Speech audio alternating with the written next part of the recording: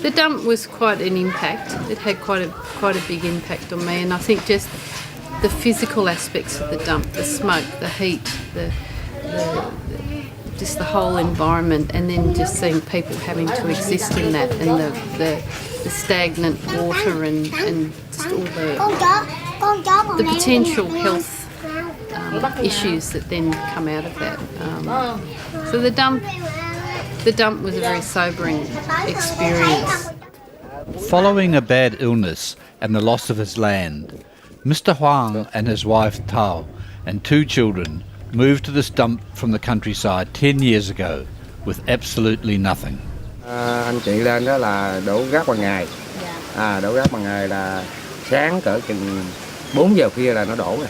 4 giờ khuya nó đổ khoảng cỡ 3 chiếc để mình lụm tới sáng trưa bắt đầu 7 giờ nó đổ luôn tới tối cỡ chừng 6-7 giờ. Rồi lúc là anh chị là làm ngày từ 4 giờ sáng tới tối luôn. Tới 6-7 giờ tối. Rồi mình đổ vậy. It's a weird feeling. It's you don't feel guilty, but you know, it's very confronting. I mean, you see a lot of it on TV and stuff from where we are, but you don't don't actually know what it's like until you actually come here. So I had to step back and think about it a bit. But yeah, I didn't really like sticking around too long. I just felt like I was in their face and sort of stuff. So yeah, but this is more comfortable for me. Doing something. The doing something for Jonathan and the other 20 volunteers is very practical. They are helping build houses here at Rainbow Village to relocate the residents of the dump. But it is not just a handout. All the villagers, men and women, are required to put their own labour, known as sweat equity, into building their new houses. We will build the wall and make the floor. Predictably, the first day on the job is the most difficult. It is 35 degrees plus and extremely humid. There are language difficulties, and the majority of volunteers have not worked on a building site before.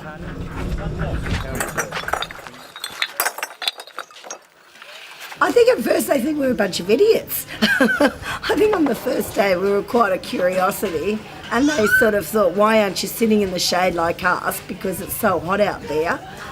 And I think the builders might have treated us as a little bit of a joke. Now I think genuinely they respect us. I think they genuinely know that we're here for a right reason.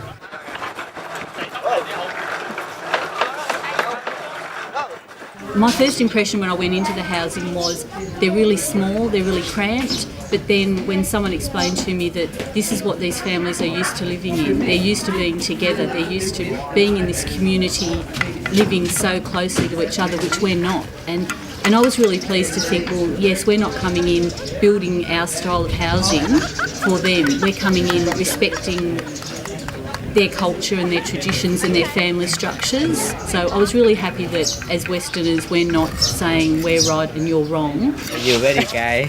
I'm very gay? Very gay. Oh.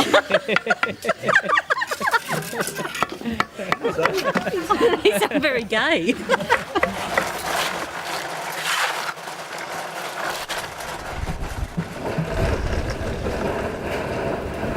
I've given a lot of money to different charities over the years, but to actually be physically building it from the ground up, I can see the fruit of the labour. It's really putting it together for me.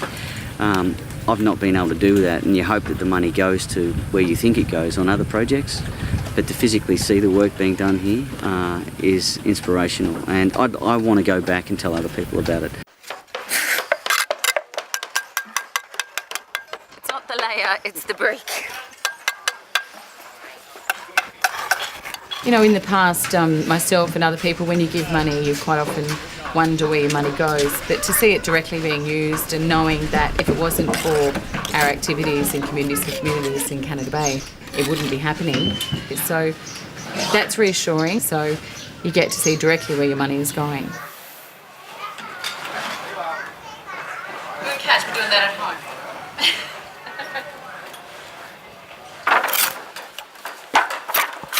I was under the impression that they'll just paint walls or something simple or what they've done at home. But when you consider these people, they've had no building experience, they've actually laid bricks, they've carried concrete, they've tied steel, they've moved sand in barrows. I think this is a perfect way because they're going to go home much richer from this experience instead of doing the simple things they could have done as if they were at home. So that's been a lesson there as well. How's the first morning going, Leslie? Hot, but I've just learned a new skill. I know how to lay a brick now, or at least I kind of know how to lay a brick. It was the fact that they're doing something really practical for communities and for people. So, you know, coming here and doing the building, you really can see the difference that you make. So we do the fundraising back in Australia and, you know, that's fun, but you don't see the result of it really. You don't see where it goes. So the fact that you can come to on these immersion trips and actually get stuck in and do something practical is what I really enjoy. We're not here just gawking at them, or it's not a novelty. We're actually here doing really hard work and doing something that is going to improve their lives.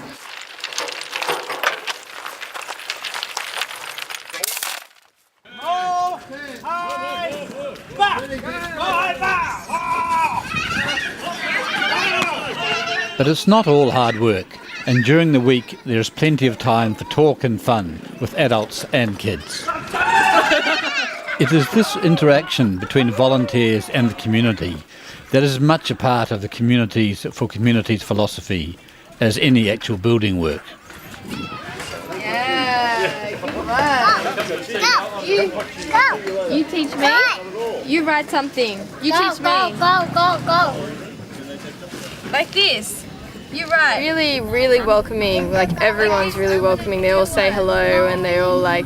The kids are really cute. They're really intrigued by you, and they like come up and they like. I tried to teach them a few words in English and stuff, and they are really eager to learn. And they're all just all waving and smiling when we come. I think they're really grateful that we're here. Go. If you're happy and you know it, clap your hands. If you're happy and you know it, then you really ought to show it. If you're happy and you know it, clap your hands. If you're happy and you know it, send your feet. If you're happy and you know it, send your feet. If you're happy and you know it, then you really ought to show it. If you're happy and you know it, send your feet. If you're happy and you know it, shout hooray! Happy and you know it, shout hooray! Hooray! Happy and you know it, and you really ought to show it. If you're happy and you know it, shout hooray! Happy and you know it, do a dance. Happy and you know it, do a dance. Woo! If you're happy and you know it, then you really ought to show it. If you're happy and you know it, do a dance. Woo!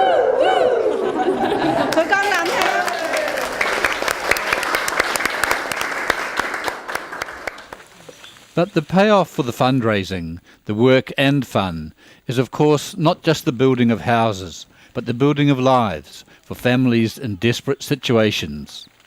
When you come here and you spend a week of your time helping, I mean, it doesn't change the world here, but it can change the way we see the world, it can change our response, and it can change the way we, work in the future.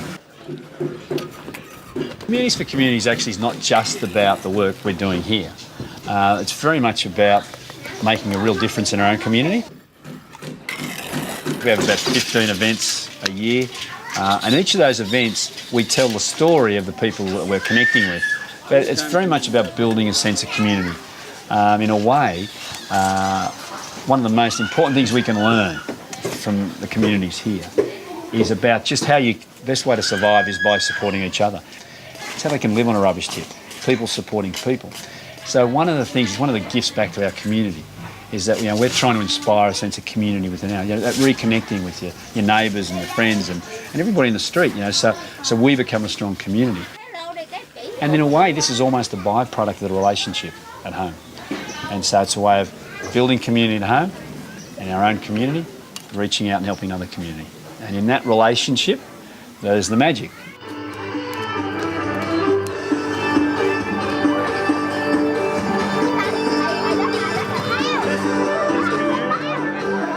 Yeah, a lot of good comes out of these sort of projects.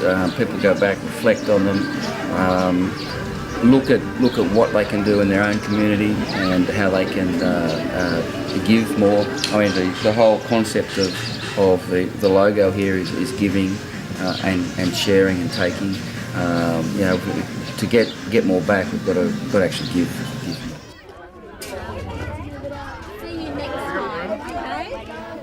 I've already rang my husband and told him, warning, I don't think I'll ever be the same. It's just, I just can't go home and be the same person. This life, these people who have so little,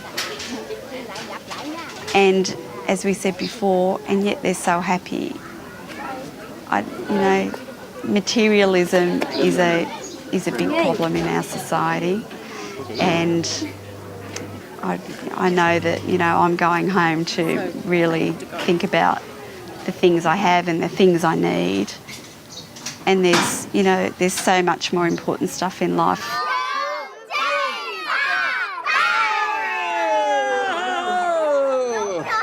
Was that in English? 1, 2, 3, 4, 5.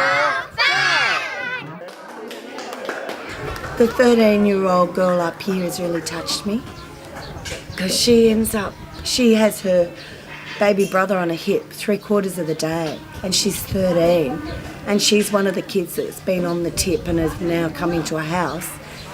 And I think her image of always seeing her with the baby on her hip will be forever in my mind, and I really hope that family does well. But at the end of the day, with the help of Communities for Communities and others, the gift of being able to move from the squalor of tip life to the clean and airy housing of Rainbow Village is an absolute lifesaver for children, grandparents, fathers and mothers like Ms. Nguyen and her husband and their 6 children. And she thankful, not only her but her family, so thankful to the donor and the volunteer who come here to have view for her new life and her new house.